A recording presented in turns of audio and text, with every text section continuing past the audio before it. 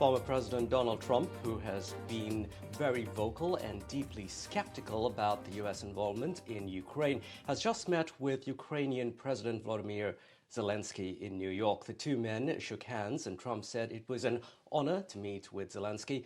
Donald Trump suggested he would try to broker an end to the war between Russia and Ukraine. Trump said he has a very good relationship with Russian President Vladimir Putin. Now, this meeting comes as Trump has previously called Zelensky the greatest salesman on earth, referring to the amount of aid the U.S. has given to Ukraine to help fight the Russian invasion. Yesterday, Zelensky visited the White House, meeting President Joe Biden and Kamala Harris, both separately. The U.S. has spent more than $100 billion in aid and weapons for Ukraine. Now, for more on the story, we are joined by John Rosomondo. He is a commentator and also a U.S. national security expert. John, thanks very much for your time this morning. John, former President Donald Trump, as we just heard, meeting with Zelensky. How did that meeting play out between the two men? Well, I believe that President Trump said what he's said all along, that he wants to end the war in Ukraine, which has claimed hundreds of thousands of lives, and to bring about an end because he does not believe that Ukraine has the resources to hold out against the Russians. I mean, the Russians have ramped up their commitment to the war in terms of arms and manpower. And there's only so much that the West can give to Ukraine at this point because the industrial base of the entire NATO alliance is nowhere near where it needs to be. One of the things that President Trump made a point of when he was president the first time was getting NATO to increase its commitments to the 2% of GDP. One of my last things I'll say is that the industrial base can't keep up with the demand of the war.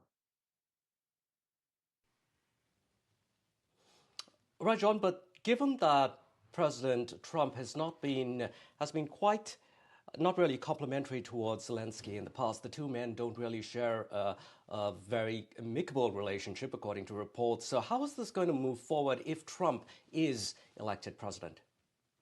Well, Zelensky is going to be faced with someone who he's going to have to do business with.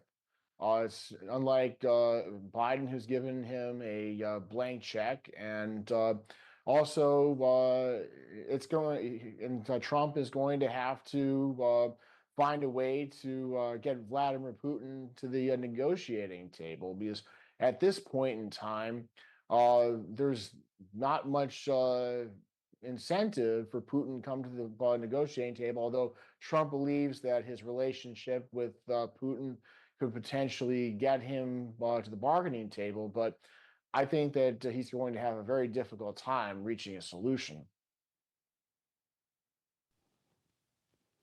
All right, let's talk about Biden a bit now. Biden has refused to lift restrictions on Ukraine's use of long-range missiles against Russia. This despite open calls from European allies, as well as members of Congress who say that Biden needs to perhaps rethink this stance. Now, what's Biden's thinking on this, and any chance of him really changing his mind? Because that clearly did not happen this time around when Zelensky met him yesterday.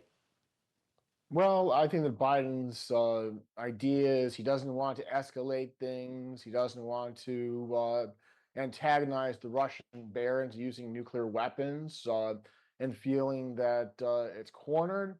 However, as long as Ukraine has to fight with its hands tied behind its back, it's going to be in a real difficult situation, even getting to the bargaining table. I'd have to say one thing that the invasion of the Kursk region of Russia was a stroke of genius on his part because it gives the Ukrainians something that they can bargain for in exchange for the territories currently controlled by the Russians on Ukrainian soil.